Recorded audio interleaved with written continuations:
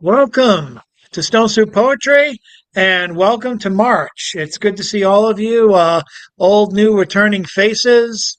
Simmer down, Bill. And we have an amazing feature tonight. Arthur Stratosphere Williams, comma, Jr., neurodivergent poet and also community activist.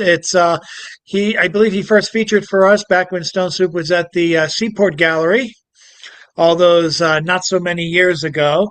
Hopefully, we'll be announcing a venue and place to be in April. I'm working with Tony B to create a festival for Cambridge. We don't know what we're going to call it yet. There's some dispute about that. And also I should make an announcement now that on the first Wednesday of April, Stone Soup will not be happening. I will probably try to have a Thursday event that week, but Wednesday I've been invited to not only participate in a special tribute, but also to be the MC for the event. And this involves a special friend who passed away. So I am not turning that down. But I would like to have Stone Soup around for the first week of April. So we're going to see who we can have for that. My internet keeps on coming on as unstable, but as far as I know, as far as your reactions, all of you are able to hear and see me. But I'm going to leave it to the recording and to the rest of you to carry the show for me as normal. The Roundinator 5000 has spoken and given us our first participant for the evening on the open mic, and then we will have the feature. Let's welcome up first Miss Jackie Chow, who was recently published in Chainmail Poetry with her response poem from last week. Oh, yes, but I read the response poem before it got published last week. So I'm going to read something different right now. I don't have that poem up on my screen. So I'm going to read a poem that's a golden shovel of the poem by William Carlos Williams, The Red Wheelbarrow. And my poem is called The Girl Who Serves Meals at the Care Home, after William Carlos Williams. She speaks in a shrill voice, so I avoid lingering in line much. On her the hungry crowd depends, the growling guts she frowns upon.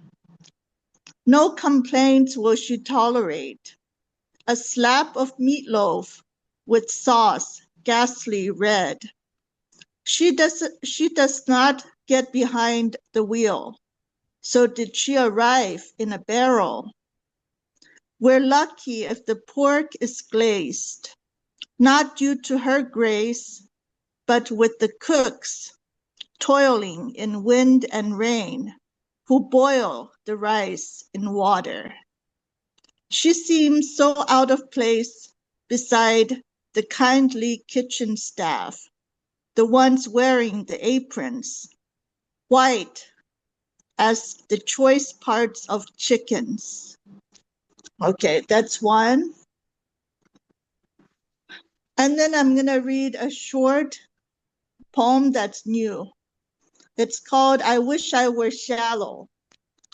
I wish I were shallow, shallow as the martini glass, to tongue-fish the olive off the toothpick, to talk about Hondas with star-shaped rims. Instead, I let you pull me into the salt water of your tears. I'd rather flip my hair, adjust my spectacles, yet I am drowning in your words that have become an ocean. Thank you.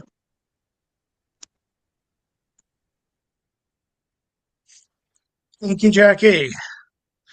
We have more to come. Coming up next is past Stone Soup feature and past contributor to Oddball, Mr. Richard Spizak. Thank you so much. It is a great honor to be here in this august company, even though it's just March. Here we go. This is called I got a call. Security, being so important to us now that we're once again in glorious war. I got a call the other day from a charming chap who called out, "Hey, we'd like to secure your house and grounds. Have you researched it yet? What have you found?" "Well, I haven't looked thus far," I said. "I haven't been too concerned, not full of dread from what I learned. But we have a special deal this week. We have everything that you might see. What kind of service interests you?" I replied to his inquiry. It literally leapt for me since I was intrigued by this, even inspired. See? Could we get some critters from the zoo, perhaps a tiger, a leopard, or an ape or two? They would patrol and scare off intruders, like maybe a black-tipped shark, say from Bermuda. Or perhaps a pack of wolves to patrol at night. They'd scare off any burglars they'd take to their heels on a cloudless night. Or laser cannons might be nice, either on AI or IR on automatic, right? Either way to pierce or sever, I think that might be just a thing. It might be clever. Mounted high above the roof on a 360 swivel. To tell the truth, I like that better. Old Buck Rogers certainly had, or maybe a minefield hidden on the sidewalk, sealed and deeply buried in macadam. They wouldn't always need to be fatal, but certainly far more dangerous than a spinning dreidel. And what do you say? Linked to an X-ray scan so it carefully detect whether it's women or man? I'd really like a mode, of course. What would you charge for such a diggardly, dastardly, over-the-top resource? Complete with alligators or piranhas. Either way, what do you say? Maybe a contingent of guards might be needed to toss them in whenever it's time for feeding. I was thinking a course of mines, bouncing Betties might be just fine. We'd need a good map of where they were placed, or you too might get a kiss from Pretty Betty, where you used to have a face. Could you supply, say, a dozen heads on spikes? It would reduce intruders, it might.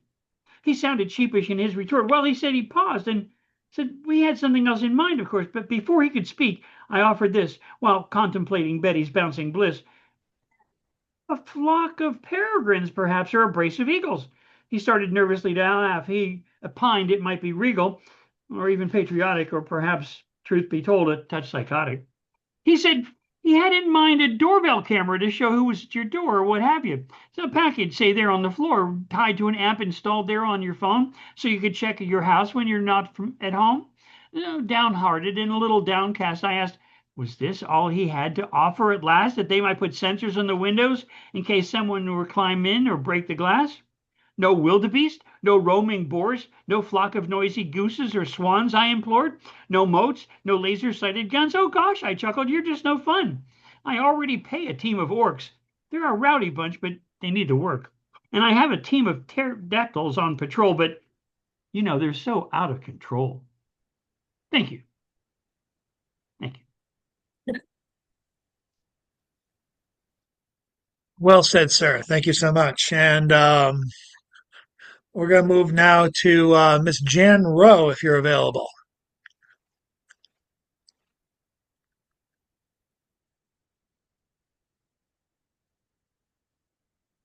Got to unmute. You got to unmute. There you go. I'm unmuted, aren't I? Yeah. You are now.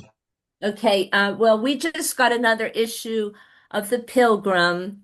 It's 55, it says, from the homeless community of downtown Boston. It's our Black Seed Raiders group, and they select which ones go in there. And it's funny because James is the last one. It's like he's doing it there too. But so this is what they selected to put in for me. Experience with burning. The triple decker behind us, it up and exploded with the porches a torch that the first of 12 fire trucks could not reach. That torch of 3 back porches drove me away, beat me back with the smoke, heat, and flames. The fire made it impossible to return the way I came in my unsuccessful quest to untangle one of our 2 hoses and connect to the outdoor faucet as I struggle through an unpruned yard in the dark, although there are outdoor lights, front and back porch. I was thinking to water the side porches with a feeble stream. The firefighters later checked the roof by going up there with the fire ladder. We escaped with only cracked windows in the bathroom and the kitchen and trauma. Thank you. Trauma sounds right. Thank you, Jan. I know some of us might be getting off early or in order to get back to sleep. I want to bring up poetry host and online mover and shaker Prasanna Kumar. Excuse me, Prasanna Kumar. It's great to hear from you and see you again. If Thank you, only your Chad. name. Thank you. Thank you, Chad. And it's such an honor to be, you keep sending message, links, but I couldn't able to join because of my grief. And, Richard knows everything. And thank you for having me. And thank you, Jackie Chan. It was brilliant. And thank you, everyone. And Michael, I think I got to share a small piece and read this. And can you hear me? We can hear Can you you. hear me? Yeah. Thank you. I written a small piece on my mother's passes. Yesterday we had a final ritual, and it came out randomly. And I'm gonna present that. Uh, just a moment.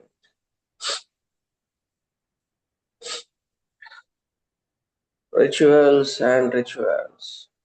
My mother's ascendance towards tools of eternity, towards forming a new journey back to the earth or higher realms, is the question of philosophical entity, faith, and spiritual sanctity. Yet, whatever, Mother is there around, comforting me with her witty smile, saying with broad heart, "My dear, I'm there in flickering light, in the fragrance of rituals that are offered. I am in the passing river, I am in the belly of etheric vapor. I am there in everything you offered. I couldn't shed a tear with much hullabaloo, dived in the deluded rituals. Whatever my mother, I am your son ever. I'm called the unruly poetaster, Prasanna Kumar. Thank you for this opportunity, Chad. Thank you for Robert, and thank you, Richard. You are doing great for us. Thank Thank you, you, Jack. sir, and my condolences on your mother's passing. I'm Thank you. glad you're able to work and move through it through poetry. It's can be a rough time for you. And also for those of you who might have noticed in the chat or may not have noticed, he put down his event, which I believe is taking place this Sunday. I would like you all to join. That Richard would be there, and Robert, Jackie, and all will be there. Thank you for this opportunity, Chad. Thank Love you. you to join. Love you all, Thank you. brother. Thank you so much. Up next, I'd like to let's bring up Rita Rusty Rose. Yes, thank you, thank you. I'm going to read one from my flower poem book. It's a pantoum type poem called Snapdragon. Snapdragon, oh, why do you snap? Should you be chatting with bees? Do not bite at others with your mouth. Use it to converse. It is better that way. Should you be chatting with bees instead of trying to snap their heads? Use it to converse. It is better that way. Be a friend to some. Instead of trying to snap their heads, do not bite at others with your mouth. Be a friend to some. Snapdragon, oh, why do you snap? And then I have one I'm working on. It's called a 20-line poem called an AX. It's like an uneven rhyme. So I've been working on this. So let's see. Perils of the plastic fence. The worst decision I ever made was to replace my sturdy chain link with modern vinyl fencing. It really stinks. Every time there is a powerful gust, my plastic fence shimmies and shakes. If stressed enough, the flimsy, weak plastic breaks. And as winter turns to spring, white plastic takes on a moldy hue. Do I really need a cleaning chore? One I dread to do. I resent having to babysit this all-consuming fence. I'll be ditching it for sturdier shrubs. This is logical, makes more sense. So when the next hardy bluster hops into my suburban town, I'm going to grab a mallet, give nature a hand to help strike that rickety PVC crap down. Thank you, everyone. Bravo, bravo, down with PCV. Thank you, Yay! Bill. Okay, I think despite whatever the Ramnator says, I think Bill's going to be next. Oh Let's my welcome up, goodness gracious, thank you and the so sharing much, function has Jennifer. been implemented, so you're able to share your screen. Oh, goodness gracious. Oh, no, I'm so nervous. Um, I wasn't prepared for this because I knew the Ramnator had not chosen my number yet, and you caught me off guard. Okay, Om, Om on the range. There we go. I shall continue my simple story about my Russian-Estonian friend Yuri. I lived the winter of 2002, 2003 in Tallinn, Estonia with friends because I spent a good amount of time there. And I learned a lot about Estonia and was inspired to write this story. I spent all of my time in coffee houses during those 3 months. And so I know a lot about Kolvik and a little bit about the people. So here we go. Yuri is walking into a Kovik. Through the two big red cherry doors, the first door kept the wind out. The second door kept the warmth in. There was a mat between them where you were supposed to scrape the snow from your boots. To the left, there were a set of glass cases filled with cakes and pies and other sweets which people bought and took home. In front of the doors, there was a smaller glass case on the counter filled with pastries and rolls to be eaten there. There was a juice machine on the back wall and a cappuccino machine on the counter on the far side from the pastry case. The waitresses took your order between the two. Most waitresses were Russian. Of course, they all spoke Estonian now, though not very well. It seemed odd to Yuri that he, only 10 years old, spoke both languages perfectly fluently, but these grown-ups didn't. Russians had a strong accent when speaking Estonian and made frequent mistakes. The Estonians usually spoke Russian better, but still far from perfectly. Yuri knew all the women behind the counter. Olga was the newest. She was young and pretty. All the men made up reasons to talk to her when they could. She was always nice to Yuri and often gave him little pieces of chocolate that had broken, or a piece of bun that didn't turn out right. Tia and Irina were his mother's age, and they were okay. There were a couple of more girls who worked part-time there, and then there was Marina. She was his grandmother's age and seemed to be the boss. It was always Marina who would tell the others what to do. It was always Marina who would urge people to hurry on if there weren't enough tables. And it was Marina who almost caught him. This happened the previous fall when it was already cold but not snowing. Yuri had felt her giving him the evil eye. She was either suspicious about something or perhaps she just didn't like him. Yuri had found a table with a couple of spoons on it and a couple of cups on it, a single spoon. He could feel her keeping her eye on him, though she never looked right at him. When she specked back into the back room, Yuri slid the spoon up into the spine of his history book. This was his new hiding place, which he had just figured out, which he thought was very clever. As soon as he stood to leave, Marina came over. She took one glance at the table and grabbed him by the collar. Where is it? She demanded. I've been watching you. There's always a spoon missing when you leave. Now give it to me. Yuri shook his hand and mumbled something that was supposed to be no. Marina was furious. Where, when you came in here, there was a spoon on that table, and it's gone now. Don't lie to me. Give it back. She started patting him down. I know you have it. She checked his jacket pockets, his pants pockets. She felt down his pants and even his socks.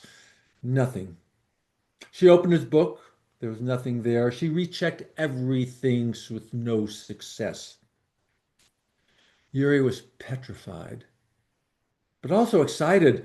When she felt his back pocket, he gasped. It felt so exciting, both forbidden and thrilling. He desperately wanted her to do it again.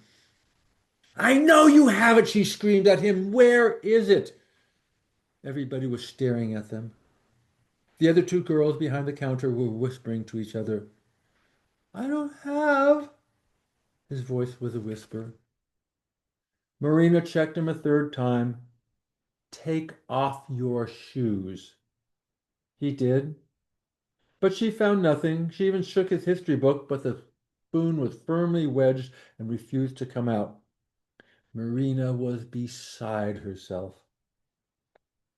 Okay, maybe I can't find it. But I know that you're the one who's been taking them. Get out of this cafe and never come back. I'm telling everyone, if they see you, they're to call me. Do you understand? She put her face, contorted with rage, right up to his. Understood! Yuri nodded, his head bobbing up and down in terrified little nods. Get out! Yuri fumbled with the door and left, his whole body trembling. It was both the most frightening and most exciting event in his life.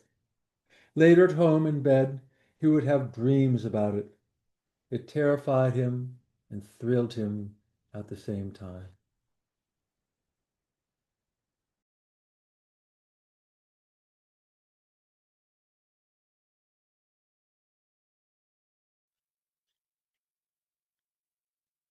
Interesting. Robert Fleming called your story, said that your story, Bill, was called Spooning. He's been working overtime in the comments. Thank you, Robert. But it's not your turn yet.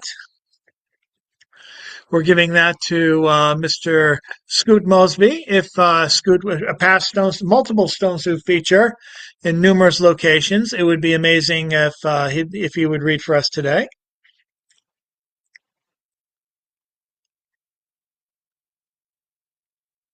Uh-oh. Might not be available right now.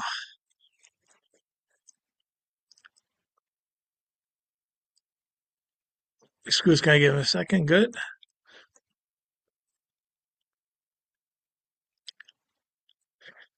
I'll give him a second and raise him a minute. I'll see you and raise you 5.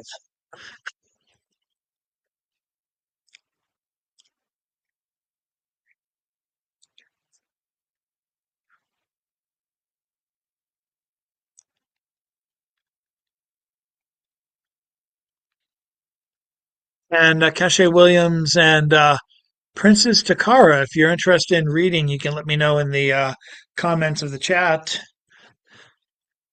Would love to have you.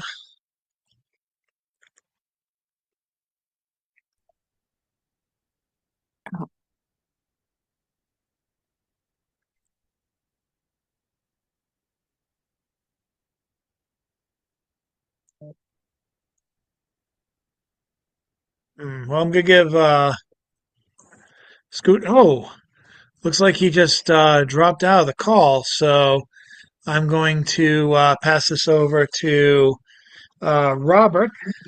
Robert Fleming. Looks like your time is now. Thank you, Chad. Here we go. Good evening. I'm Robert Fleming. I'm a visual poet and digital artist from Lewis, Delaware. And I'm going to share the screen.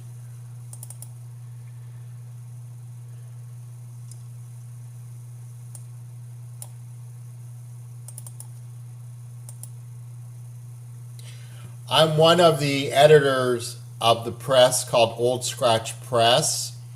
Our press has been offered to fill the 20 pages of the magazine Mini Mag for April of this year. And as one of the editors, I can make 3 submissions, and I'm going to share those. I'm moving towards finalizing my submission for March 7th. This was my first draft of a poem, which is, again, a satire of our president with a St. Patrick's Day theme. Ice skate laces knotted on ice. St. Patrick's scalp olive lice. Throw dies lime luck. Guzzle Guinness in a Ford 150 truck.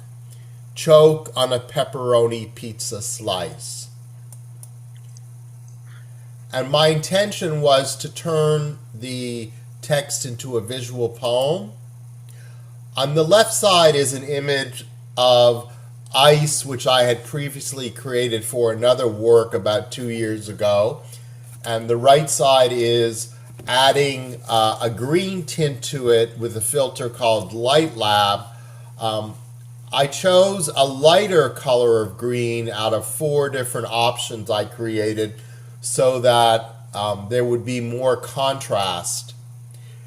Here are some images of skates that I started with. The challenge was trying to get one with the front of the toe facing out. All of them I was able to find on the Google were diagonal. The other challenge was how to get the second skate. What I did is I took the first one, copied it, and then there's a capability to flip the orientation either horizontal or vertical. So I flipped it horizontal to make the second skate. So here was my first draft of the visual poem. The same text as the first draft, but here are our ice workers in their skates drinking green beer. Then I took my work to the Poetry Global Network Monday Critique Group and received this feedback. I implemented, I'd say, nearly every suggestion that I received from my group. And then after I implement it, I do, in my Word document, I strike it out. So that's what I did. Last night, I went to another open mic, Time to Arrive, where there were 3 suggestions for the color of the text, including Richard, who was there, who made the suggestion to try white text, as I did on the far left. Somebody else said white text with the green outline in the middle, and I also did white text with a red border because red is the opposite color of green, so there would be complementary colors. So now I want to open up to the Zoom room and see what text people prefer to be the most readable and vivid for this work. Either the white with green border, or the white with red border. So either unmute and speak out.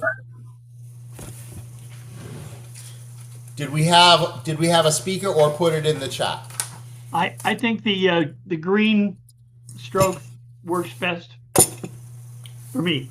You like the center one, Richard? Yeah, and I would have made the green darker, but that's me. But I think that one stands out and is easier to read.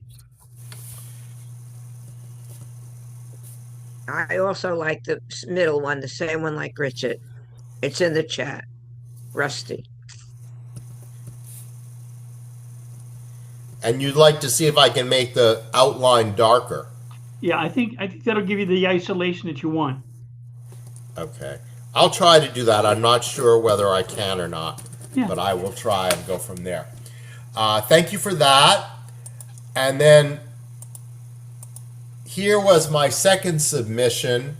It is based on Leonardo da Vinci's Virtue in Man, where he has the body and face of a man in a circle. It looks like a charcoal drawing, and I took that, and this is a voxel art of that, which makes your image look like Lego.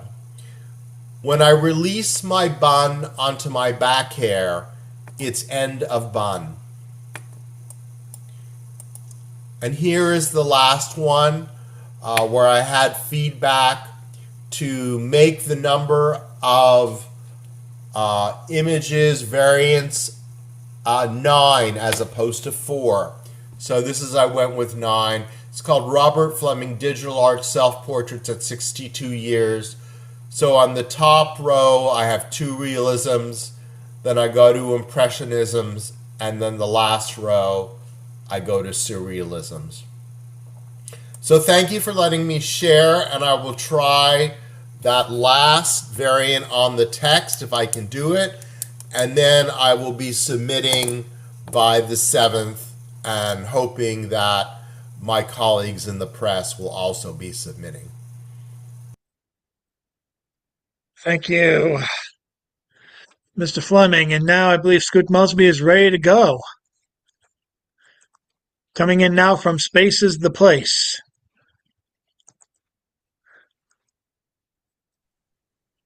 What's up, y'all? How y'all doing? So, uh, real quick, before I even start any type of poetry thing, I don't normally do intros, but just for this, uh, Stratosphere is my little brother. I just want you to know I'm proud of you, bro. You're doing a really good job doing everything that you're doing, and I just want you to know that. So, all right, here we go.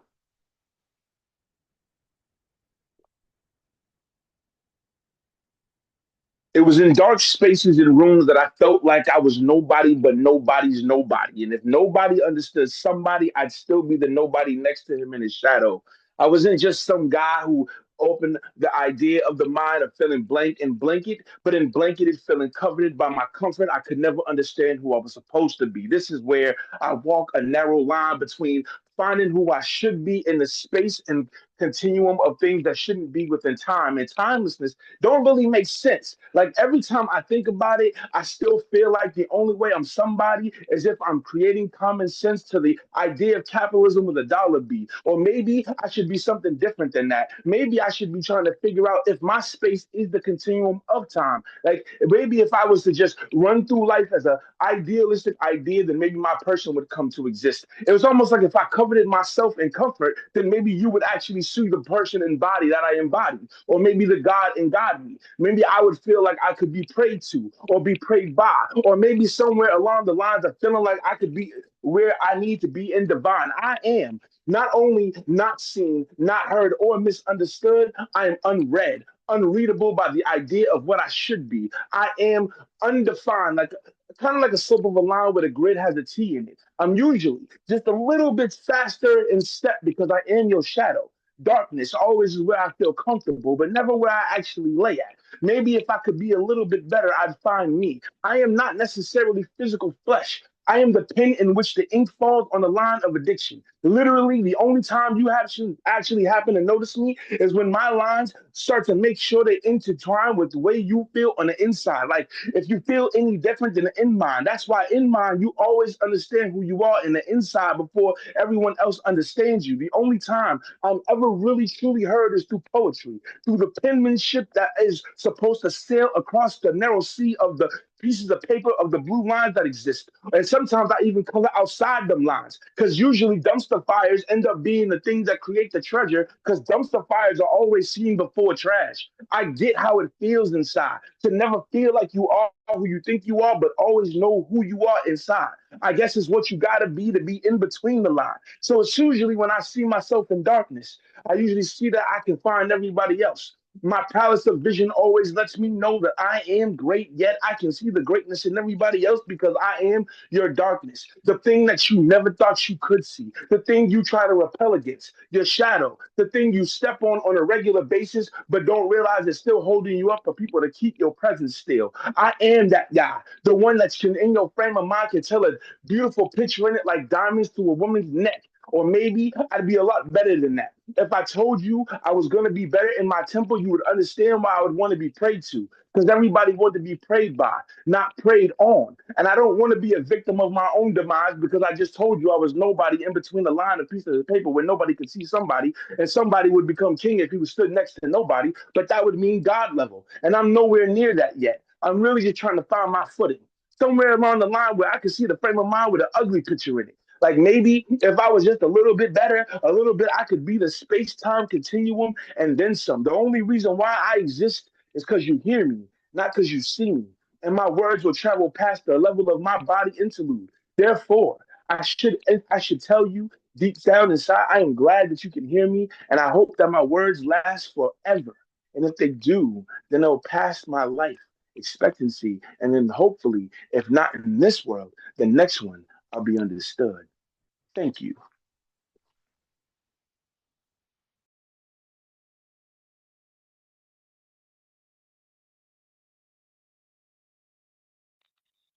Thank you so much, Scoot, out of this world. We got to get you back to Stone Soup as a feature soon. And now it looks like Cash and the Princess are not reading, so let's see who we have left. The Raminator has left. Doop doo doo, doo doo doo, doo doo doo. Oh, looks like we are left with Mr. James Van Loy. And then we can go to the feature. Thanks to everyone for sticking around.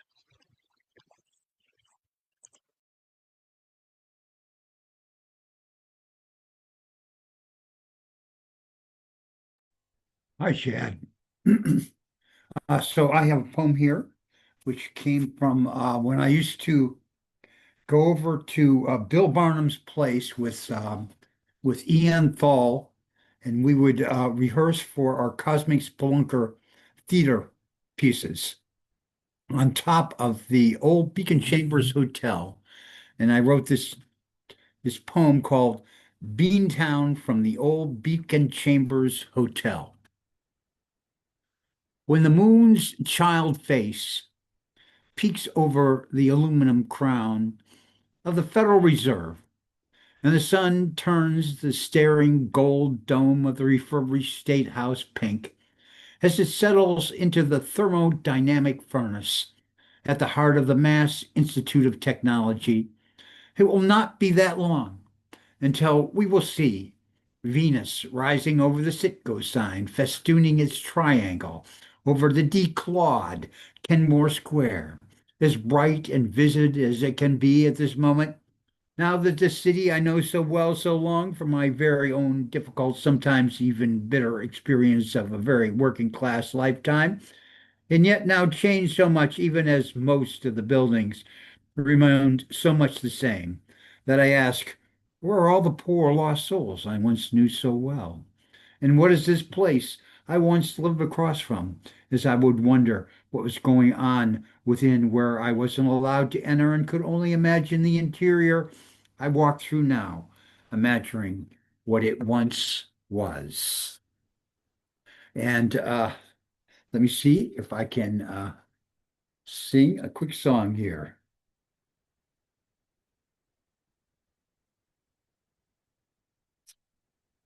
Lying and spinning and cheating and hiding, plotting and pushing his self-serving schemes has led to this fascist regime. But if you're actually pro-USA, all you gotta do is shut up and yes him and love him, and he might let you stay. Cheer on every war that he starts, swoon when he stages a coup. beg for more if he farts, 'cause he'll deport you. And if you start protesting, pressing or resisting, his bitching and groping and stealing and snatching, duping and scrubbing his name from those. All those files should bring you rainbows and smiles. And if you're unsettled by things that you see, close your eyes. All you gotta do is ignore him and thank him and lick him and yes him, and every time he breaks the law, give him a prize. Make every tantrum a command. Don't think twice. Praise him for things he won't do. Say his makeup looks nice while he's a drooling, a cursing, and a conning, acting like a mutant, 'cause thinking and praying and doubting and claiming and checking and marching, indicting and condemning every crime won't make him hear wedding bells chime. If you're America first, don't speculate. Just pretend they're all not lying and cheating and cheating and lying. Just pretend they're not all and groping and citing, redacting and recting, obstructing, abusing, BSing and raiding, harassing and shooting and blaming and sleeping and farting and flopping, deflecting, oppressing, climbing and cursing and killing. Just shut up, and after you do, then we will be great. Yes, we will be great. Yes, we will be great. Bum, bum, bum, bum.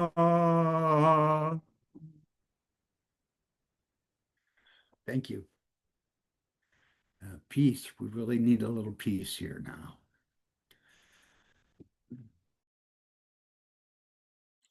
Indeed. Thank you so much, Mr. James Matloy. And it's now time for the feature, and thanks to everyone who waited so wonderfully in such a wonderfully patient manner. Let everyone listen to everyone else, and now it is time for the main event. Taking a second to grab the biomaterial. You always gotta read the boilerplate. Hopefully, we'll be making an announcement for what's happening for the rest of March, and I'm possibly planning another workshop this coming Wednesday and have more features announced. We do have at least one or two features already slated for April, and more to come. And we, as I said, will hopefully be making some headway as to the live poetry event. If we do have it, it's probably going to be on a Saturday in April, probably mid to late April. And more on that's going to come as we count down to our 55th anniversary this May 1st. But more on that later. We now go to our feature poet, and this is his boilerplate. Our feature tonight is author Stratusfier Williams.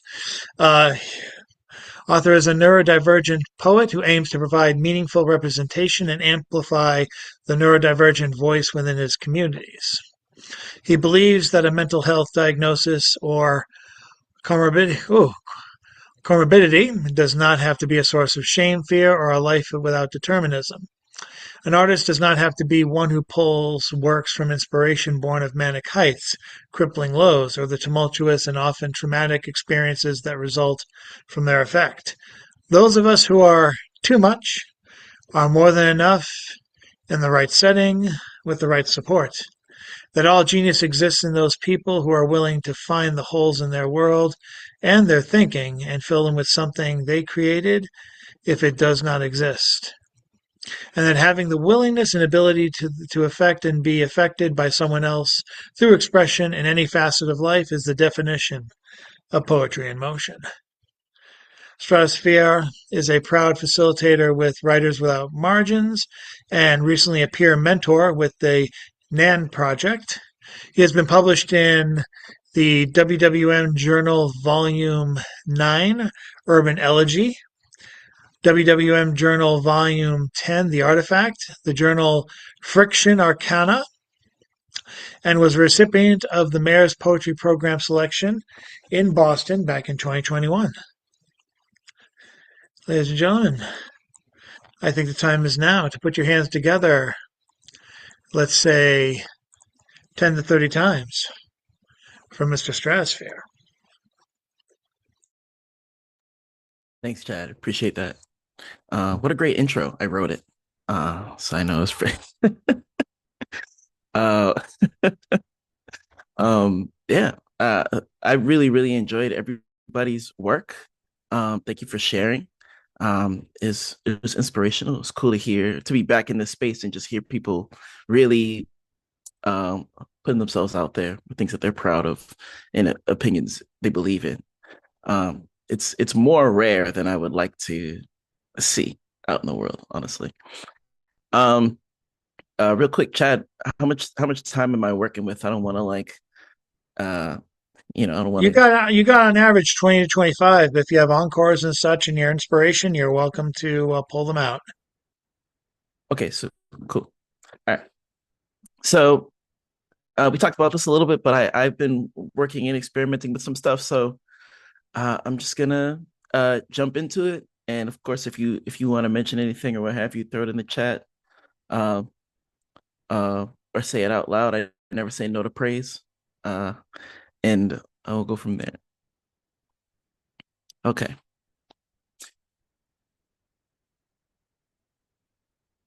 Me, I'm just out here grinding. And bro said, real.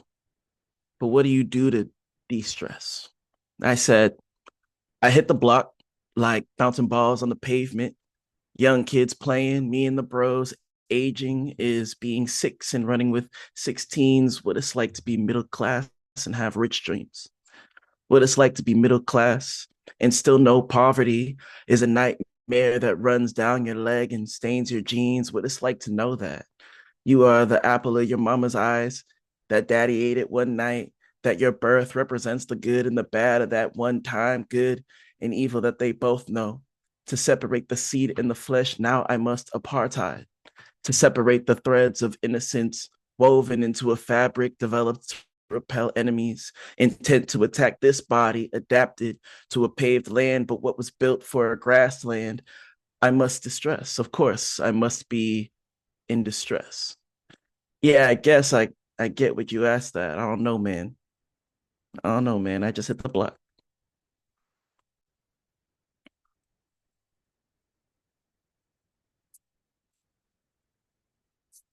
There's a rose growing through a crack in my sidewalk. Hell, might even be the reason for the cracked sidewalk.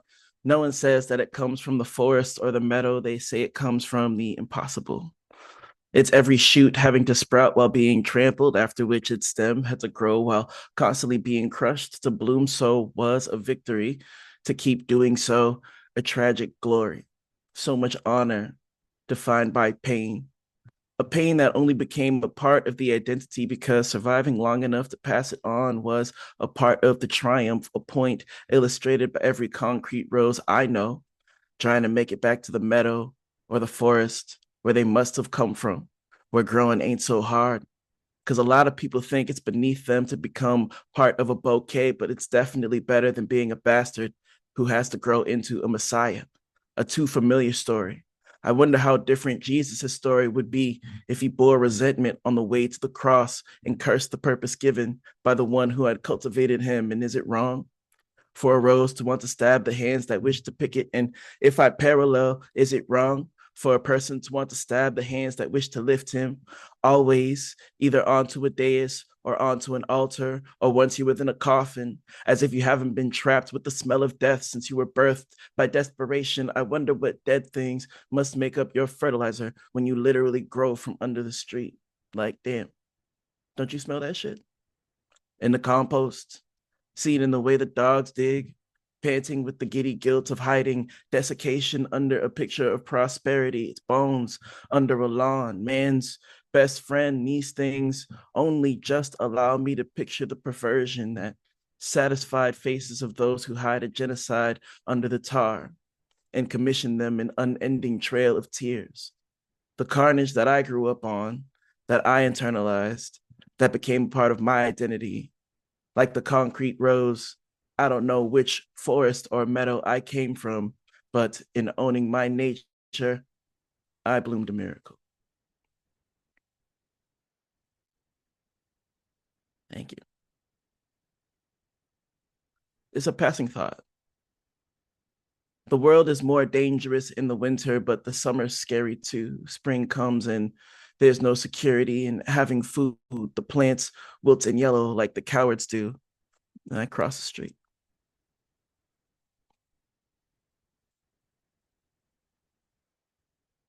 As a boy, I would spill out of the house and breathe in the hum of cicadas.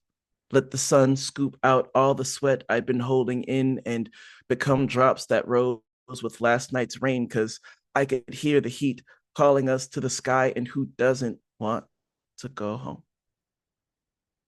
The sun was God, and I never prayed for a glass.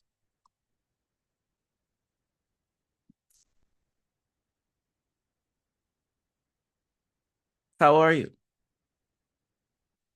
Feeling wretched, like I might retch any second. God beckons, the iron willed, the blood spilled, smells like pennies, small changes that pay for the revolution, revising my body of work dissected for restitution. What muddies the ground affirms what firms are resolution.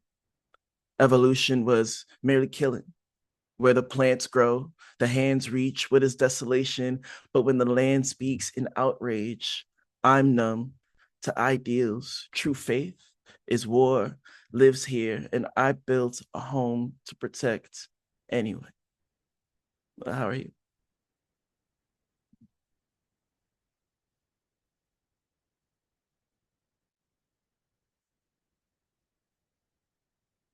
My granddad is the subject of many stories. So many, even before his funeral, he passed on so much inheritance as memories. Me, I heard most of them from big cousins, the grandest ones from aunts and uncles. Sometimes I think the tinder of my ambitions is the context given for the things granddad may have felt mundane. I still have the image of gleeful children, faces burnished by the bronze glow of a couple $100 profit from penny candy granddad's store sold during the week. I pick the sweetest parts and unwrap them to taste the bittersweet of not yet weeping. But I think of him. I remember him surrounded by his children, now grown, as he lay handicapped in his bed, propped pillows angling him just between being participant and subject of conversation. I never could stay huddled close to his fire. The others nearly had their hands in, and in comparison, I was cold. And I wonder if he felt that. The range of his warmth failing to reach younger generations. I admire him, but knew him well beyond his twilights, the darkening of his mind bringing shadows he never realized he kept at bay from his children. He still heard the stories, but the chill wind of deepening night made him flicker in and out of the tales. I think he would crackle when he heard his name, but I wonder if he was giving up on the middles just so he could smile and flare, triumphant that he reached the end. I wonder if there was a night that went too long without someone raking the coals, and in the ashes, insulating his dimly smoldering mind, he knew that he would be alone long before he became embers. The wind would chase his children back into the shelters he taught them to build. Good dad, granddad. I woke up before the sun and stepped out to find him cold, not even smoke. and the EMTs had already amiably dug him out the pit, had the coal wrapped up and placed on a gurney. My aunt was the only one crying. I felt like the EMTs should have come back for her. She was the only one hurt. I was numb, not dressed for this weather. I only knew that the days would be so much colder now. It was November. That's how the winter started for me.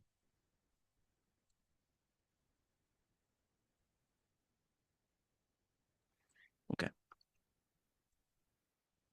It's a shot glass, but it's a full glass. Third one, up to the rim, a basketball game is playing on the screen. Fans are shouting.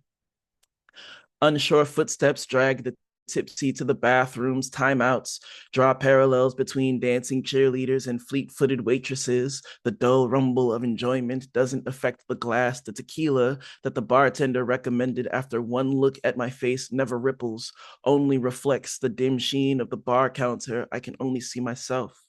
Looking out, I know the world would burn if I drank it in like this still spirit. The vapors carry me in their fog to commune with ghostly thoughts of what brought me here.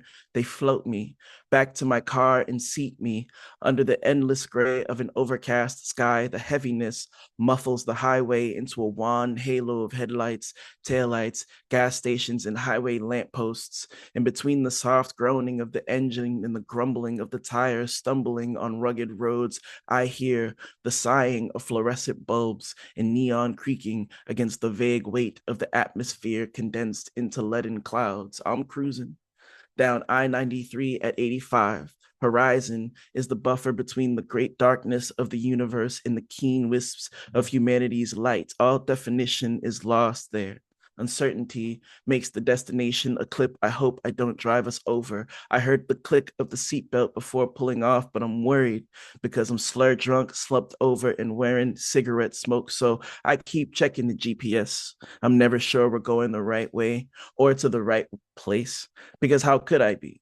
And how many passengers are willing to move even a single mile forward on faith, to have a path to take, signs along the way, and a destination promised, because the unknowable creeps in from every direction. The fear that how we live, who we are, is unworthy of this place, the only place in an endless darkness where light truly was made for the people who inhabited a heaven.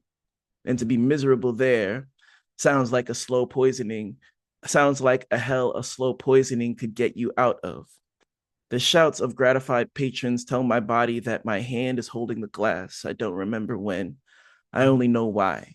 The backlight from TV screens morphs content smiles into perverse laughter. Ghouls enjoying their torment, demons serving temptation, the flirty eyes of someone looking for another to get lost with. Find mine and hold them until I bring the shot to my head.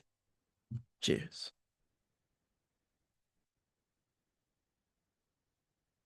Give me 1 second. I need to drink a piece of some water.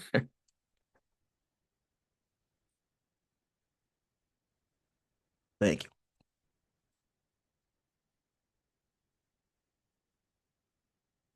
The meditation of panic.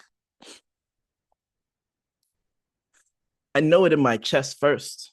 The breadth of my heart fades back into its physical boundary, beats rumble against my breast with the same intensity that used to resonate with the world. I catch my breath and strangle it until oxygen is diffused by my lungs. Shortness of breath is to feel that something is searching for sun inside me, because the strobe of my quickening gasps bring less illumination than epilepsy. In the sight of the door before the greater world flickering out of existence like some stop-motion solar eclipse causes seizures that send this tortured something crashing into my ribcage at one, now nearly 200 beats per minute, because my chest is too full to nurture anything but the blood that thrums delirium. In this frenzied SOS is the only way it can relay its claustrophobia.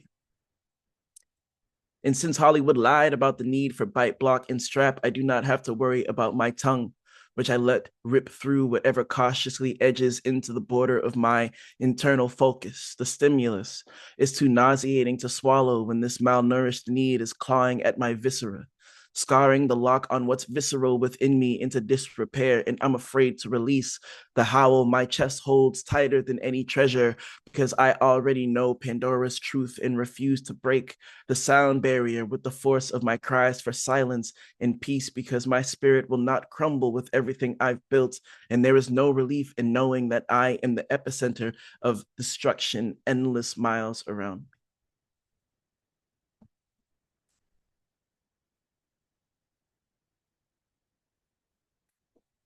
It's a passing thought. The world is more dangerous in the winter, but the summer's scary too. Spring comes and there's no security in having food. The plants wilt in yellow like how the cowards do. And I cross the street.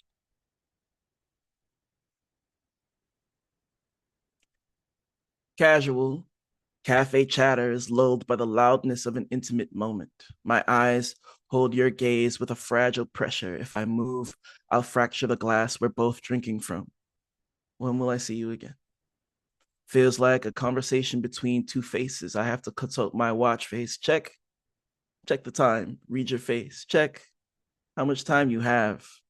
I ask because I live in the minutes. Life only happens when the clock strikes, when a hand is placed on you, like how a doctor's slap can be medicinal, prescribed to activate a cry. The noise of life is the steady ticks, talks, and cuckoos in the quiet. Every second, minute, and hour says its name. The noise of life is ticks, talks, and cuckoos. Each minute is only alive when it's their time. Every strike before mine is the chaos of impending death, and each day starts only after our hands meet. So I'll see you this time tomorrow.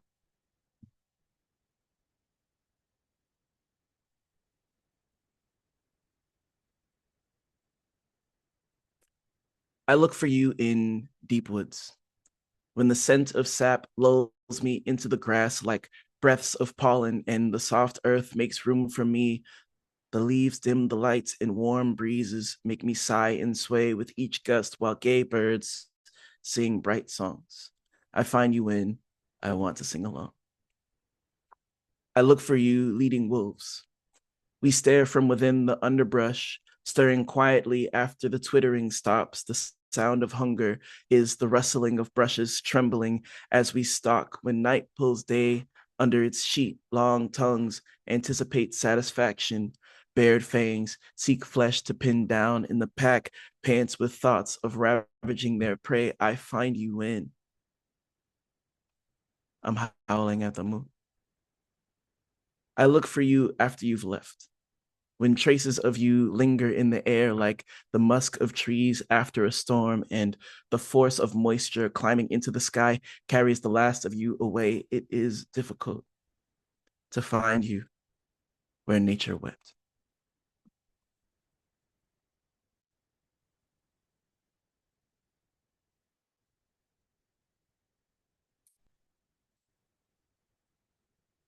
You could write her a letter and what, mail it?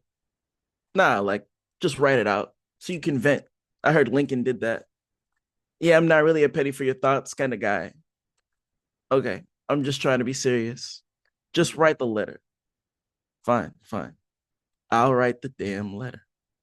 Maybe it'll help me figure this out. I can tell her something more real.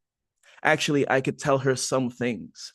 Let her know that she can rest assured. I'm not surly. I'm sick of this gift of empty boxes and cards like title fights, the champion bouts of empty promises. Solace is seeing rays of gray sunlight peeking through speckled sheets of flaky snow, and having a hovel to shudder in joyful tidings of ill foreboding. The context of our holiday pictures don't deserve a frame. The shutter click sounds like snapping as I break down. I break to fit in. I'm down to fit into uncomfortable cuddle positions, decisions I felt forced to make. I own the course I take, the force of pushing through and moving forward. I wish I was forewarned that most of our progress is just me pushing towards you, but now I'm pulling for you and I'm fit to break something or nothing. But us, I don't know. This is just the skeleton. I'm still putting my bones together. Signed. Well, I guess it doesn't matter. She won't see this anyway.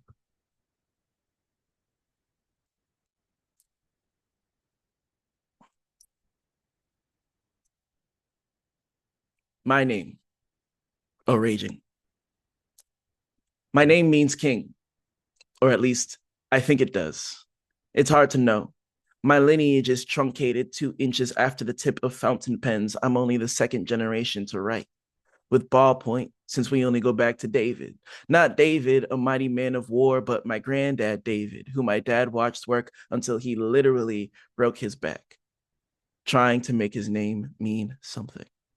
And is it any wonder that my father's first career was as a lawyer? In that field, signatures signify everything. But back to David, because it only took a generation to go from biblical to mythical, from David to Arthur, from slingshot to sword. But the need to overcome poverty and prejudice never changed. In my view, both names feel the same, and now I am Arthur Jr., child blessed with a suffix, an end that broadcasts continuation, like I'm supposed to be glad of a personal inheritance that presses me down deeper than my pencil to press the paper I marked for the SAT at 17. I loathed the idea of ruling resources mishandled by my regents, but I wrote my name because I couldn't afford to lose 200 points, like I couldn't afford to emancipate and lose 2 generations of support. But I think that my name means king. All the expectations and resources and even love that I was given, but my name means that I can never live for myself. My name is Arthur, after my dad, and I was named to bear the weight of having it all on the condition that I give it to everyone else.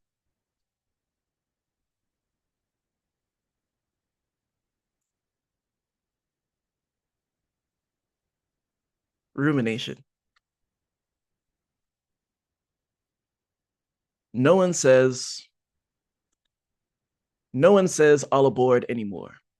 No one ushers you into the cabin. There's no warmth, just cold stares. No hearth, just hard places to sit. No fire, just ice white light bulbs humming with the power of electricity generated by power. The emotionalists, technologies, the pale luxuries of a first world country, the blessings we expect to give us more, the perfect days we're fiending for, the drug, the life, nothing is inviting anymore. The bing and drag sliding of opening doors, the wan light bouncing off moon dark and mysterious faces, the smell of people who have no choice but to smell, and those who choose to stink, the rumble of an impatient train, the screech and cry of a thing made mostly to move forward, being forced to stop on brakes that were an afterthought, an abomination, a feat of automation left behind by obsolescence, left behind by innovation. I think a thing that only knows to spin its wheels, a convenient disaster, set on tracks. I mean, nothing is natural anymore. The city map, impossibly colored, coded with no indication of the shape and scope of terrain, the flat convenience of subterranean travel, a painting that makes damp hurry and dank indifference a colorful part of the city, culture, quaint, colloquial, like, oh, you know how it is. Good and bright things get stained down here, probably, definitely is staying down here. There are people staying down here. Watch the pea stain right there. It's not fresh, but you'll bring it up to the surface with you. The sky of lights above us, the roads to home we covet, the people we hope that love us, the people we know that want us, the family we chose that keep us, the blood we can't wait to sickle, the cells we're glad to close us out, the ones we fear bring us in, the cell that at most everywhere else, the promise of a new, bigger, and greater plan while all else fails. Everything is tempting from afar. The need to get out of the crowd, the desire to find a seat first, the hope probably will not, the rebellion that crosses the line, the recklessness of ignoring the yellow line, the sensation of bumps under your feet, the release of a cry for attention, the validation of time in the spotlight, throwing caution to the wind, the vanity of the light coming to me, the loudness of it all, drowning the line between, is that someone else or me? The relief of not knowing if it's me, the vanity of seeing the light and knowing it's from you, for me. Few things are so enticing up close. I stopped taking the train. Well, that was a mouthful. Okay, let me see. We're running up on time, right?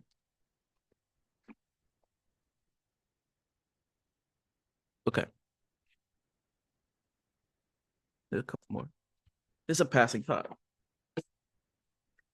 During cardiac arrest, I would not be thinking of life or hoping to live, but wanting to present this mass of thoughts as ventricular fibrillation. I want someone to know the struggle of what it takes to beat my chest, to beat the odds and end the beats of drums of war, to drum up a line of me and us, and not one of you is here. I would know. If you were, I'd send the chalk to all that were near. I hope you're clear. I delete that text and forget to reply.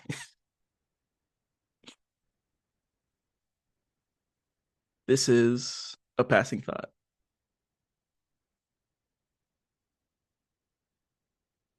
To be presented with color is to be shown that which we must express in negative, like a picture waiting to be developed.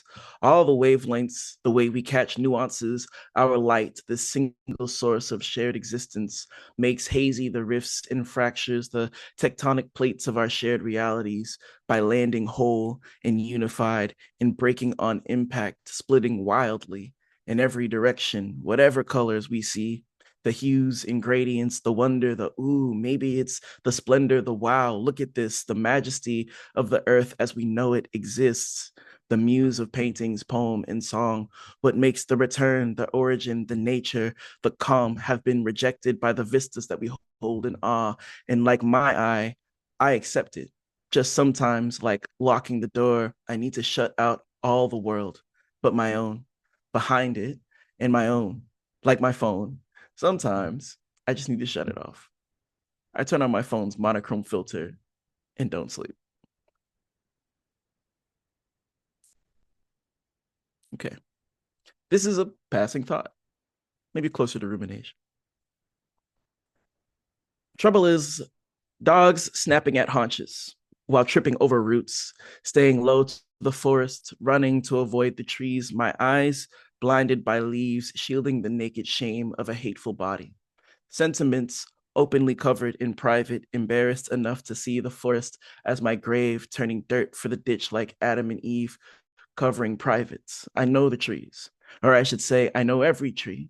To be a tombstone, what a grave claim, what hard knowledge to be worn away by the winds of change and a child's grave rubbings that an adult threw away, abrasive impressions, robbed of having even vaguely a name. No epitaph needed for strange fruit, nor for an epiphany.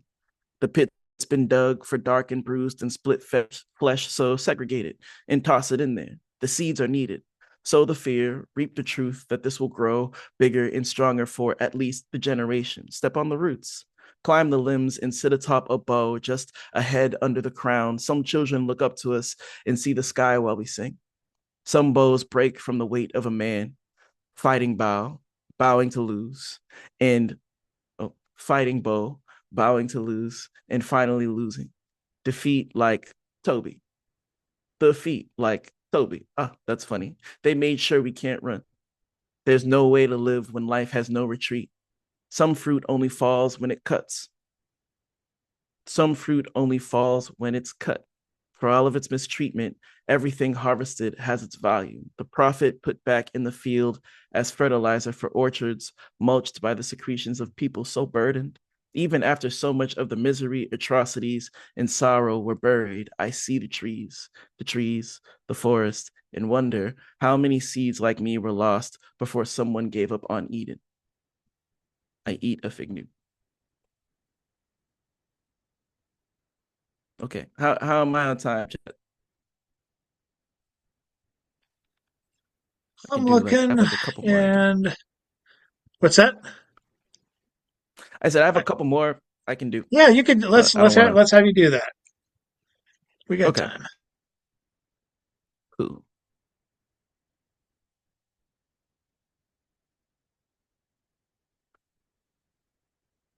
Okay, this is rumination.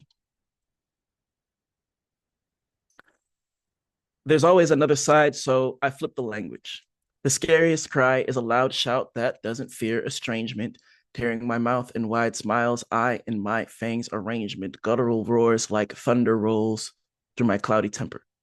Rolling up on your quarters, like We invest, and we're making sure we got you back by closing on you for 5 cents for your every dollar and coming back with 4 5s like, let me hold a dollar. The fam follows, finding salvation in my seeking and asking, robbing the block and solving the puzzling, turning corners over and paying alms. Here we go. My brothers see my mission, held at arm's length in monastic conditions, giving tithes and supplication and turning down beggars. There's not a man of faith to beg to for what you need, for when you do, for when you plead, for what he hears is a question. To God-fearing men is one with no answer we can commit to. How do you give another an offering to God you don't even trust yourself with? I write the answers to my tests in black pith, knowing that I'm grinding away to be erased or lost, interred or burned, but someone has to do something with it. I affect the surface. Now the paper demands an action, resolution like resolve. The will to leave a mark on the world does not stop at the surface. Like digging a hole for yourself, finding more. The movement only ends when it finds the core. Like finding the truth isn't a solution, but it's something more. Like consolation is resolution that we settle for. We settle in spaces where we know by the heaviness in our hands we could have handled more, like my hand sealing a thought in a tight fist, bulging defiantly inside my pocket. I fit in here. Like joints in the socket, I stick it out and I stick it out like a fork in the socket. My innocence holding the handle of course, I find it shocking, like lightning rods. I attract the light and heat and the shame of being smote in the middle of a thunderous rain. At the soft pitter patter of little feet, the father is bolted down and the energy disappears like it was buried in the ground, or daddy putting baby down with love and awe and magic found in lore and wars and ancient past. And like the moment we just left, the split second, disastrous power and brilliance came together and cleft the world is one we can't revive. I gave a sigh. It's all I have to give. The breath of breath has left since the moment I set him down. I'm chill and chose to keep my composure and sit around my boy's crib coffin in dank rooms full of fungus and leaves and smoke from burning lots and lots and lots of trees, like laying up in the hearse in a coffin, decomposing in the crypt. I made blood my enemy because I choose to be a bone to pick and gnaw by being out and fried all the time instead of choosing to stay at home and wait to journey under clearer skies. I take a bite of fried chicken.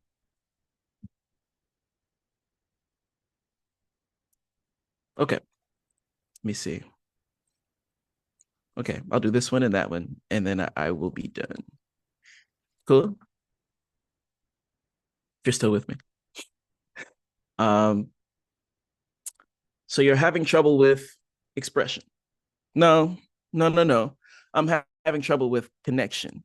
Talking to people can be like being on the same road, but in different lanes. Even with lines, I don't know if I'm reading the signals right or if they're seeing mine. Merging is, of course, a dangerous thing, but something everyone else does. Well, what seems to escape me is the nuance, the delineation, marked patience, the blend of a toxic gradient, saline and solvent salience. Curse me with vile variants, bless me with dreams of valiance, powers of mountains crumbling, killing the zealots under them falling. Begins at a point, but it doesn't make it a summit. It seems that this is really affecting you, but is it possible that you're being too hard on yourself or expecting too much out of someone else? I want you to try this. It kind of helped me. Write down what one thing you can get out of an interaction that would allow you to walk away from it satisfied.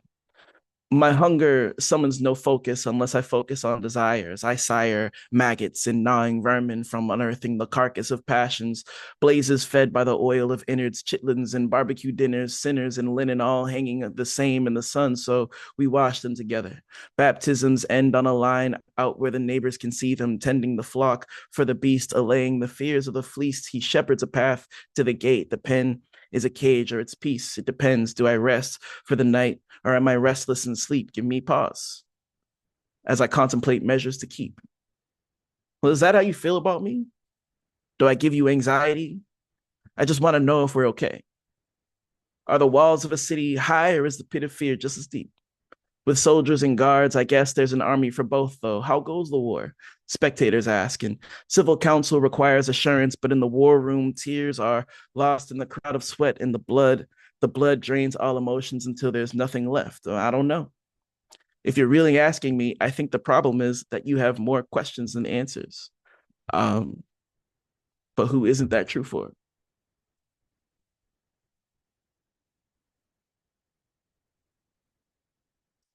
Cool. Last one, right?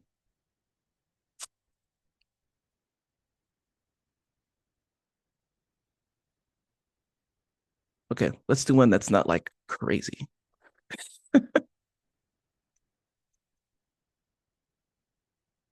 uh okay. Mom asked, how's school going? And I say, okay, I guess. I mean, not great. I was trying to learn about the meniscus in chemistry or biology and ended up ruminating on coronas, curving both snakes in the light. Thus, I, a sun, rise golden and still bring harm, my Midas touch. Not gentle, but still genteel in attitude. I'm with the worms, yet still in the upper crust. The magma burns like soul fire that Reiki cannot soothe. Oh, death is not amused. That specter wishes no afterlife for us. The planet is a blessing abused. Could the world of spirits truly survive us? Confused by vile abuse, transparencies, the divider in defining the spirit, the vessel divides, truffle and trouble, lightness and decadence, blood running in rivulets from the bevel to the tip of this sword, maybe a dagger, justice, or maybe betrayal, like corrosion in metal or rust on the morals of monarchs, the pull of a lever that closes, the snap of two brittle decisions, the creak of a pulley system so old that the wheels are what's giving the rope that hasn't frayed for hundreds of years, and there's a noose at the creek. I know the shifts of a nation change with a pendulum swing. I'm just afraid that what measures the time is a body that hangs from a tree. So, yeah, I say, I think there's a disconnect somewhere with me and my classes, but I'm getting through it. Thank you, everyone, for listening to my poetry today and allowing me to bring some experimental stuff, new things that I'm working on.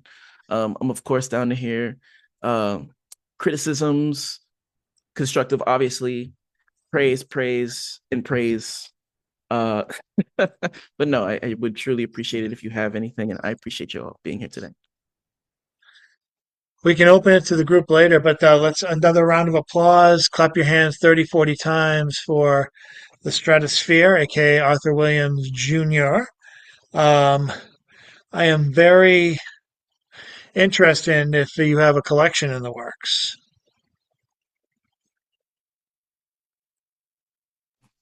Yes, I do. I'm working on a lot of these come from me working on a chapbook that I'm writing called Casual Therapy.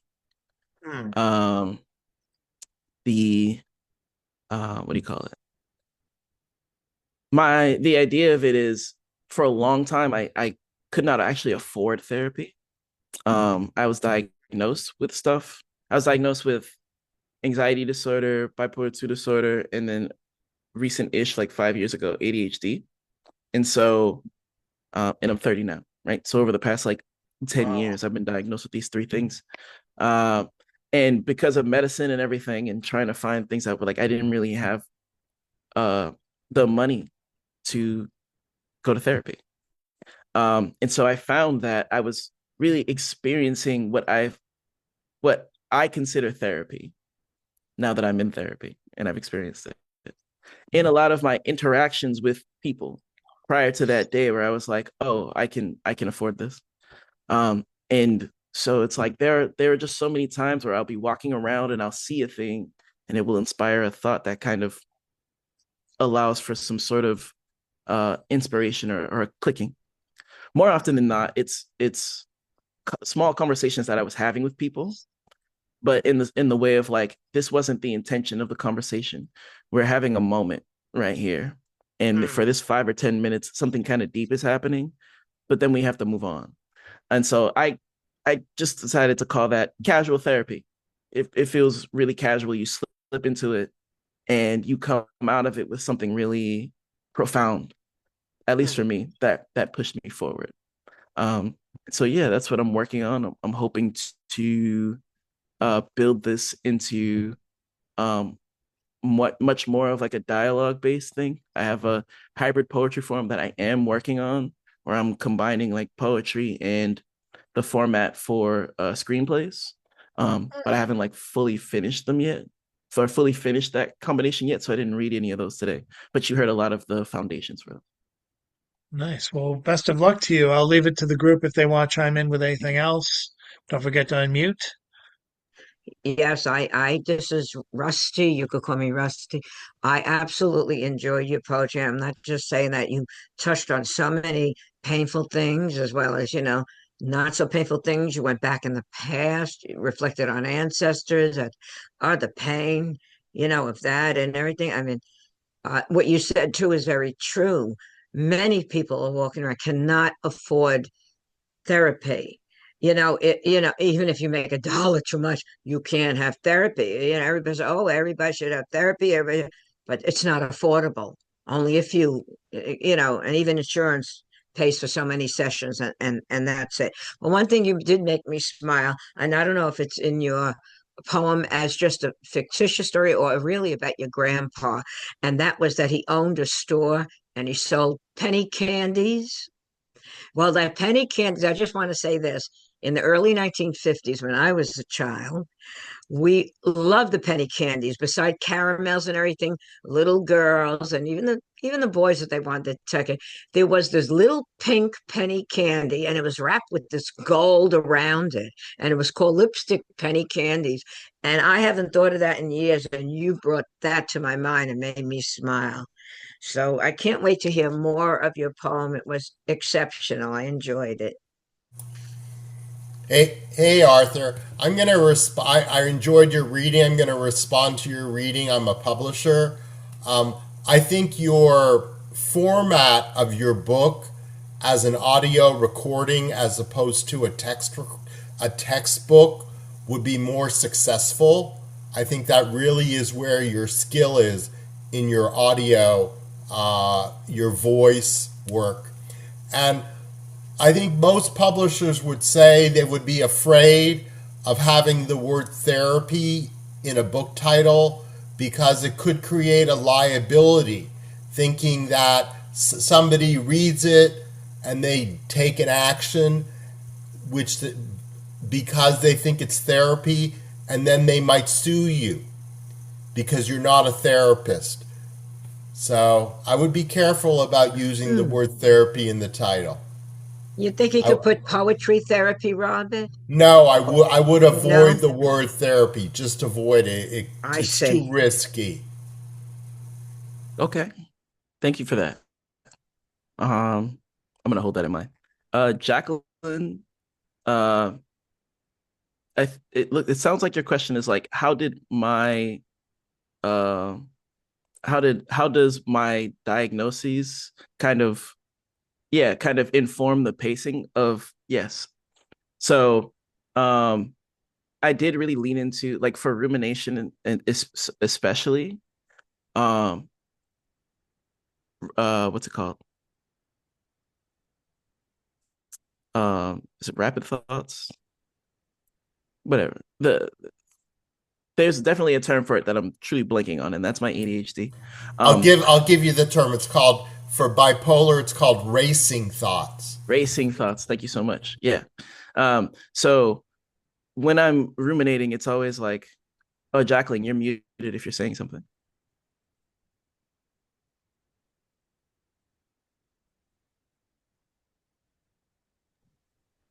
There, you're unmuted.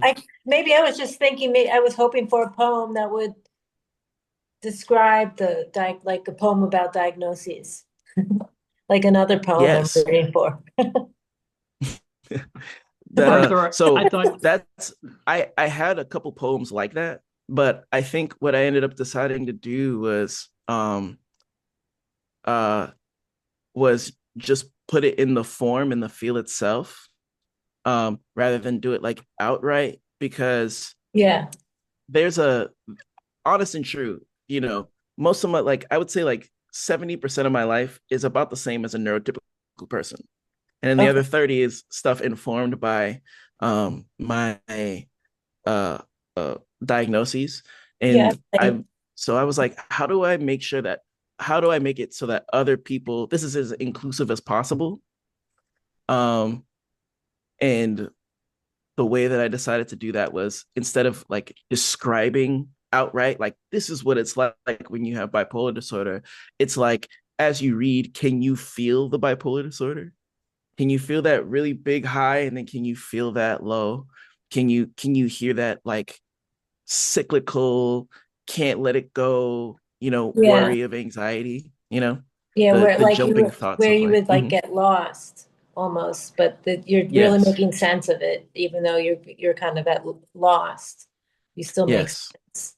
Yeah, like a lot of your Mhm, creative thinking, you know, stems from it. Yeah.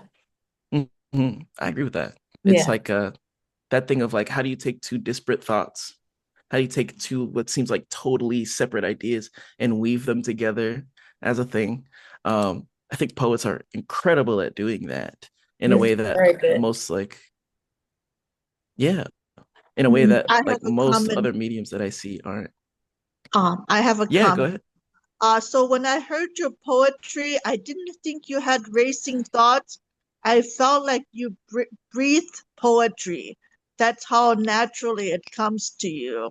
And I also have a bipolar diagnosis, so I'm a neurodivergent poet as well. And it's kind of good to know I'm not alone.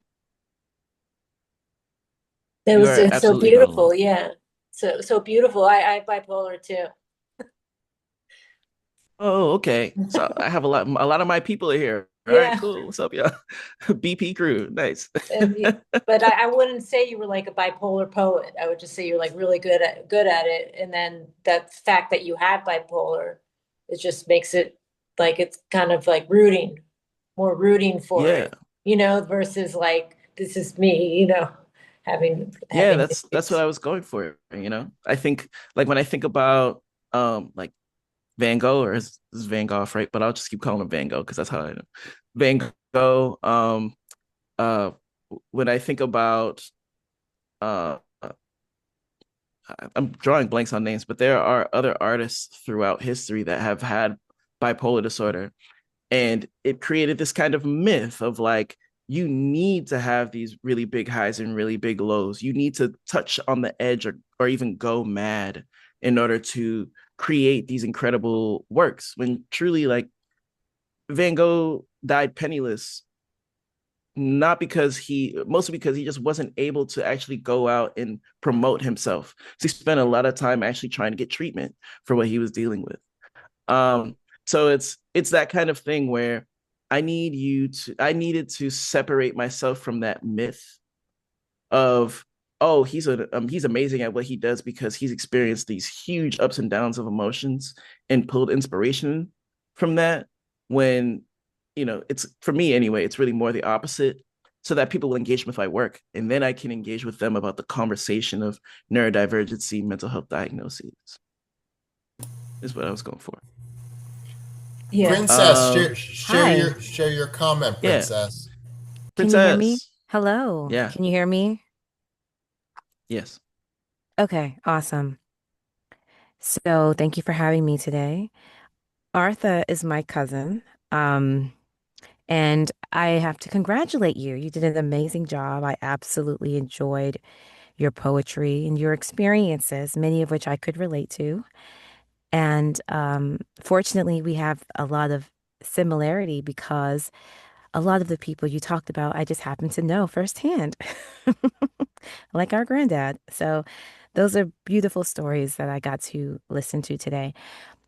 I wanted to offer you some hope, though. I was listening to some of the feedback that you received, all very valid, all ideas I think you should consider.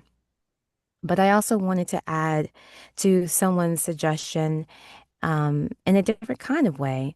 Um, Whichever direction you decide to take with regard to titling your project, with regard to titling, whether it's an audiobook, whether it's an audio compilation, whether it's just a book, whatever you decide to title it, um, I believe that sometimes challenging the status quo can also be financially rewarding and incentivizing.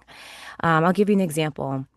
There are two books that come to mind to which I thought the title was very socially unacceptable for most people to some degree. There's a book out by Mark Manson called The Subtle Art of Not Giving a Fuck. I have never read this book, but the title stands out, and I thought it's actually titled The Subtle Art of Not Giving a Fuck, a counterintuitive approach to living a good life. I've never read this book, but it got 159,438 reviews on Amazon. And this book has performed well on Amazon. There's another book, it's a recipe compilation called The Kitchen. And when you read this book, I actually do own this particular book. When you read it, what stood out to me was the author's use of profanity to describe how much he loves vegan food and how he uses a fresh perspective while also applying his idea of, again, this notion of I don't give a fuck and I'm going to curse in my books and I'm going to use profanity. And I'm not encouraging you to use profanity, by the way, because that's actually not how I speak. But what I'm saying is there's an idea between and a similarity that I'm trying to demonstrate with regard to this particular author, Mark Manson, and another author that I just described, the author of The Kitchen. And they're taking on this approach of kind of rebelling against this whole notion of what a book should be titled. They're going against that whole idea of, a sophisticated title that's socially acceptable. So what am I saying? I am saying that I think when you have a lived experience and you said, I couldn't afford therapy, I actually think that's a very real experience. A lot of people feel that. And perhaps creating a title, whether you choose to use the word therapy or not, I understand the implications of a lawsuit. No one wants to be sued, but I do think there is a way to frame it so that you don't get sued. I'm a I, therapist, so sue me. I think there's a way to frame it so that you don't get sued. And, and I think that when you're working with a publisher, their job is to listen to your ideas and also provide you with an analytical critique for how a title will perform in the market. And then for you to decide what you hold valuable and what title that you would prefer to proceed with. But I do believe coming from a place of heart, a place of true experience, of especially the one that you said, it resonated with me when you said, I couldn't afford therapy. And knowing that there are so many people in the world who need it but can't afford it, and then what do they do about it? How do they get the help they need? Um, Whichever direction you go and whichever decision you decide to make, I just implore you to be encouraged. That bipolar is a diagnosis, but I think I've said this before to you. Bipolar is a diagnosis, but it's not who you are. And who you are is so multifaceted. And so I thank you for sharing your art with me and everyone else. And thank you, everyone. I hope you all have a good night. Thanks, Princess. I appreciate that. You're very welcome. Yeah. Is there other comments? Anything else I want to say? I had mentioned that in the text, you do a wonderful job of blending the vulnerable and the resilient, and I think that's really a lovely, lovely mix. We hear many poets who will tell you the sad part and sort of leave it at that. But I think you do a marvelous job about showing both, like I said, that vulnerability, but also your ability to stand tall and to work your way through it. So bravo, sir. Bravo. Oh, thank you so much for that. And that was something I really hoped would come across, try to be really intentional about. When I was initially learning about dealing with mental health diagnoses, I ran into a lot of defeatism, a lot of helplessness and hopelessness. This, some people really thrive under that idea of well, I can't do anything about this, but I can give this up to something, higher power, greater universe, whatever it is that they do. But other people find that truly crippling. That idea that, there's nothing on their end. There's no power that they personally hold that would help them to overcome. And I see the merit of both. I fall towards the latter, where the idea that like there's nothing I can do, there's no ownership I can take is really difficult to swallow. And so owning up to those, and really trying to frame those moments of being resilient, of having to stand up after things are really hard, or staying standing, or requires not only talking about the thing that is trying to knock me down or has knocked me down, but the part after it too. And that doesn't always mean I feel like a champion afterwards, but it does mean that there's something to champion. So it's important to me that came out. So thank you for that. Bravo. Bravo.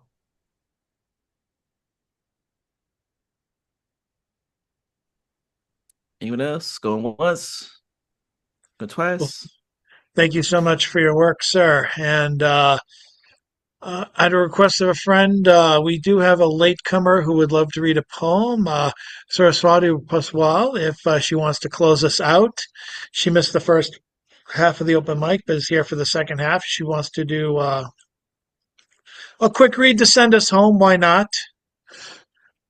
So, Saraswati, if you want to unmute yourself and read at Richard's request, he said you'd like to read something, given that it's morning in India.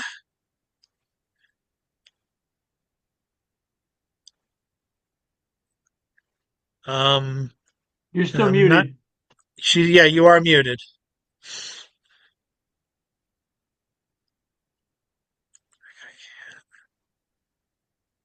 Yeah. Yeah. Good There you morning are. here. Good morning, good afternoon, good night. Sat Shri Akal, Adab Salam. How are you all doing? Hope you all are doing well. Sorry for joining it late today because we have a festival yesterday as the Holi celebration was going on. So, yeah, I could not join you. I have listened a few poets right now. So I will straight off go for my poem as it's very late over there. So the title of my poem is Flying High. Flying high, her tiny hopes, hoping made her fly.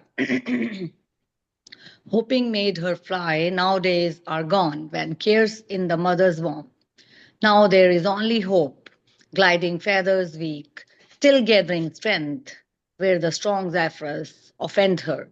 She fall in the right hands, where water, food, and shelter, cares is abundance, puddled enjoyed shower, suckle some grain, and again fly high to face the breeze.